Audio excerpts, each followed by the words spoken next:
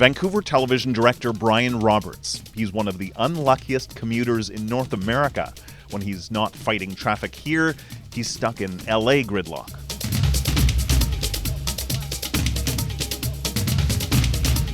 Like more than 50 million drivers in cities across North America, Roberts has found a loophole of sorts. When I'm in LA, I use Waze because Waze operates by having multiple users, millions of users who are reporting real time what's going on.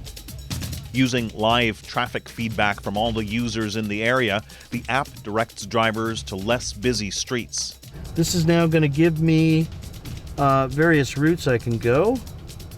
I got one that's 7 minutes, 8 minutes, and 10 minutes. Which one do you think I'm going to take? I think I'm going to take a 7-minute one. Okay, all right, here we go. Its shortcut calculating algorithm is remarkably efficient, which is fantastic, unless you live along one of those shortcuts. It's a little early. I mean, this will get much worse.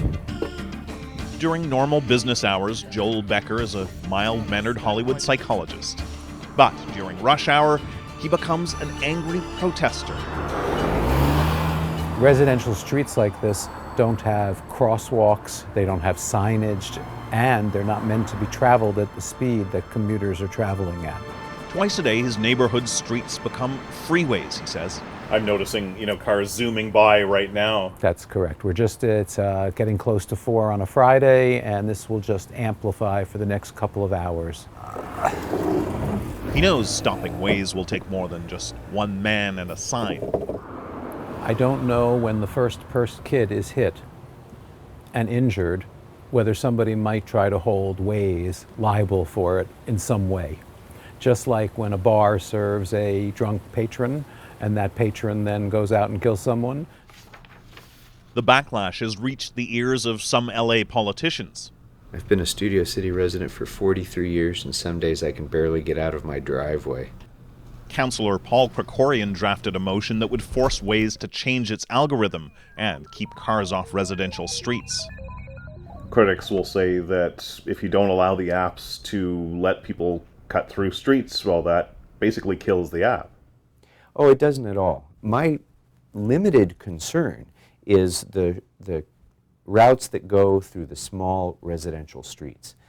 If that's certainly not essential to the app. I asked the spokesperson for Waze if that was true.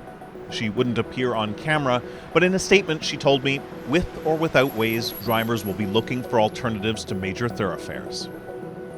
The reaction to Waze and how it deals with traffic is very reminiscent of 25 years ago. If you find you spend more time in your car than where you're driving to, do we have a find for you? A new book called Shortcuts. This is a book of shortcuts written by the esteemed Brian Roberts. Out of Ledgewood. This Brian Roberts.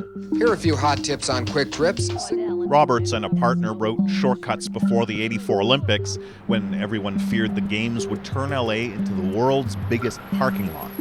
One of my favorite shortcuts is Temple Street, which is so close to the freeway you can look over and see people gnashing their teeth and getting PO'd.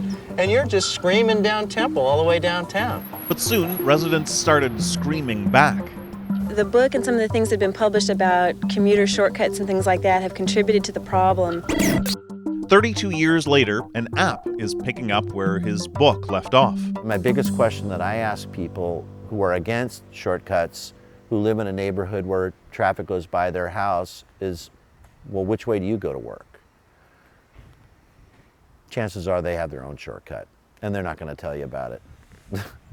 Amidst all this backlash to Waze, there's been plenty of backlash to the backlash. Supporters of the app say there's no point fighting it. If it's not Waze, well, it'll be the next thing.